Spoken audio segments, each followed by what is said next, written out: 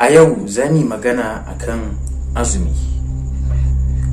Baya ga kasancewar shi ibada mai tarin lada, azumi abu ne wanda yake taimaka mana wajen samun ingantacciyar lafiya.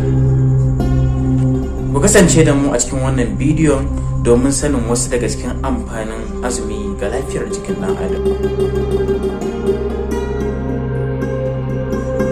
Azumi yana taimakawa wajen daidaita siga a jikin mutum tare da kare afkuwar cutar ciwon siga. Haka kuma azumi yana taimakawa wajen kare afkuwar ciwon sanyi. Azumi yana ba da kariya daga cututtukan zuciya, ciwon daji da kuma ciwon gabbai. Haka kuma azumi yana inganta lafiyar kwakwalwa, sannan kuma yana kare afkuwar cututtukan kwakwalwa kamar cutar mantau. Baya ga wannan, azumi yana taimakawa wajen rage kiba ga masu kiba, sannan kuma yana hana tsufa da wuri.